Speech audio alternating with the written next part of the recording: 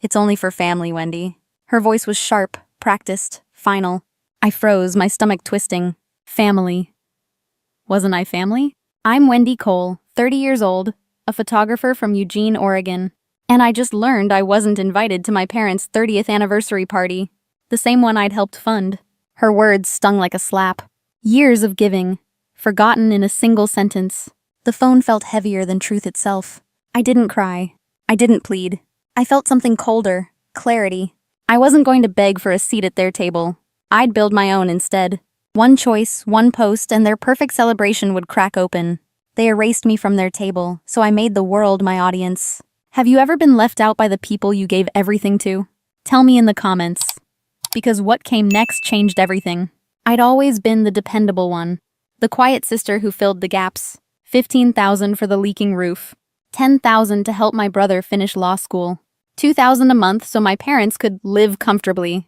Each transfer chipped a little more off my piece. They said thank you sometimes. Soft, automatic, forgettable. But real gratitude? Never. It wasn't kindness I gave anymore. It was currency for belonging. Cheryl was the star. The actress with perfect hair and perfect timing. Her name printed in theater programs. Framed on our parents' walls. Mom beamed when she spoke of her. When she mentioned me, her tone softened with apology. She's busy with her photography. Like it was an excuse. Last summer, I sent more money for their anniversary. They said it was a small family dinner. Then Cheryl called, sweet but sharp. Could you cover Aunt Linda's airfare? It's only $1,200. I said no. Her reply sliced through me. Wow, Wendy. Way to let us down. The guilt came fast, reflexive, practiced. But I didn't send it. For once, I didn't cave. That's when the silence started. No calls, no text, just distance wrapped in politeness. Then Thursday came. The invitation that never came. It's only for family, Cheryl said again. Like a line rehearsed too often. I'd paid for that party, without a name on the guest list. I wasn't a daughter anymore. I was their balance sheet. That night, I stared at my computer screen. Photos blurred into light and shadow. Years of loyalty suddenly looked like chains. I had funded their comfort, but they'd edited me out. They used my generosity to build a stage I wasn't welcome on. I didn't argue. I packed. Camera first, then the good lens. 2 batteries, 3 cards, 1 passport. Heidi answered on the second ring. What's the plan? She asked, bright. Paris, I said, surprising myself. Big, for me, no explanations. She didn't blink. She booked everything. No questions, no lectures, just action. Her faith steadied what anger shook. First flight tomorrow, Le Marais Hotel. Eiffel at sunset, a cafe morning. I stared at the itinerary, heart unlocking. I wasn't running away. I was arriving. Night tasted like decisiveness and tape. I sealed my suitcase without shaking. Silence followed me to the door. It didn't accuse, it released. Dawn came on soft feet. Portland's airport glowed like a threshold. I boarded with strangers and intention. Clouds stitched a quiet across the wing. The sky didn't require apologies. Charles de Gaulle unfolded like a film. A driver held my name politely. Paris slid past the window in layers. Stone and iron, balconies like rib cages. No one expected anything from me here. Le Marais welcomed me with narrow streets. My room smelled like lemon and linen. I opened the window to ordinary miracles. Scooters, laughter, dishes clinking 2 floors down. I set my camera on the desk. Sunset lit the Eiffel like breathing metal. I moved closer, frame by frame. Tourists posed. I hunted light. I understood each sentence without translation. Morning found me at a riverside cafe. Steam climbed from a chipped white cup.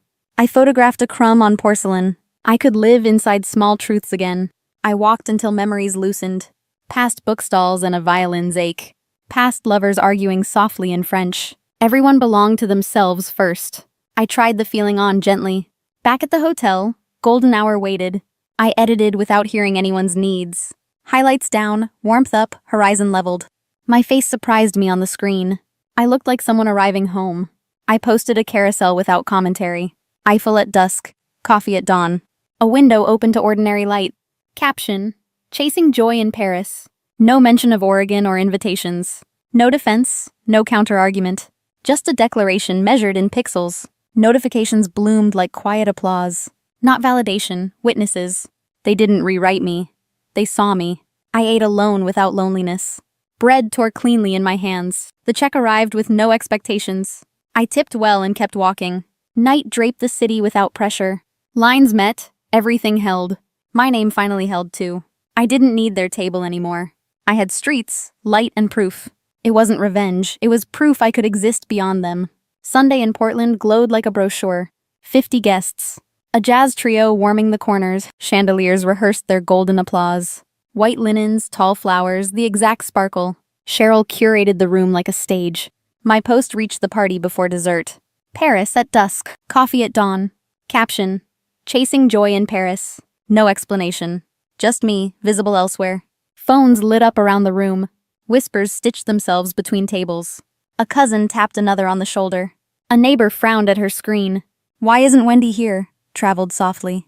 Then not soft at all. Questions rose like steam above champagne.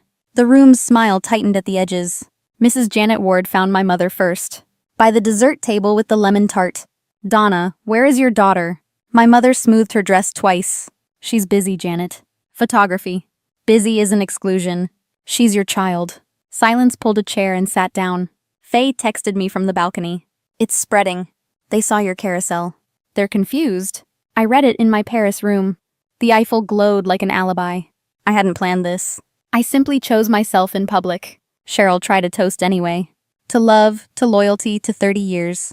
Glasses rose, then hesitated midair. Someone near the band said, family, right? Someone near the door said, all family? The trio kept playing denial. Zachary deployed his firmest voice. She's traveling. It's fine. Let's celebrate our parents. But his eyes kept scanning the room. Control left like early guests. At the dessert table, truth got louder. I saw the guest list, Donna. 50 names. Not one Wendy. Did she fund this and get uninvited? Glances sharpened like fresh glass. My mother searched for language. Found none that held. Faye again. A few people are leaving. No one claps between songs. Cheryl told someone I'm too independent. The room heard it and winced. A deacon closed his tab early. A neighbor boxed her slice to go. Someone hugged my father with half an arm. Someone asked, why say family then? The chandelier light felt less generous. I stayed in Paris with my windows open. A scooter laughed. A couple argued gently, then kissed. I watched the river carry the city's light. I let the future answer instead of me. Not punishment, perspective. They chose a story without me. The world offered me a different one. Faye. Zachary is posting vague quotes again. People aren't buying it. Mrs. Ward won't let this go. By 9, the band packed carefully. By 10, chairs sounded like apologies. Cheryl's smile quit before she did.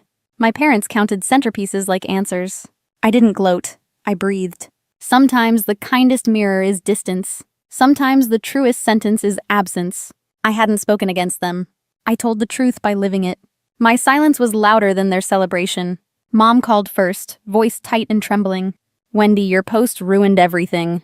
Guests left early because of you. How could you be so thoughtless? I watched sunlight slide across the floor. Mom, I didn't mention the party. People left because they saw truth. Cheryl called next, full theater. Your little stunt humiliated us, she snapped. You made Mom and Dad look awful. Take it down. Do it now. Do we even know each other? I asked. You lied and excluded me, Cheryl. I won't erase my life for optics. Zachary arrived like a memo. You escalated something manageable, he lectured. You should have come to us first. I did, for years, I said. With rides, money, silence, patience. I'm done being the afterthought. You're blowing this out of proportion. He posted an hour later. Some people choose selfies over family. Sad. Comments didn't land where he hoped. People knew exactly who he meant. Wendy funded that party. Why wasn't she invited? Choosing yourself isn't drama. He stopped replying by lunchtime. Faye's texts came in bursts. Cheryl's director rescinded her new role. He heard about the exclusion. Said it signals bad judgment. Then, Zachary met with HR. Post flagged as unprofessional. Promotion likely paused. By evening, church friends were distant. Mrs. Ward kept telling the plain version. She wasn't invited, though she helped pay. Family means all the chairs filled.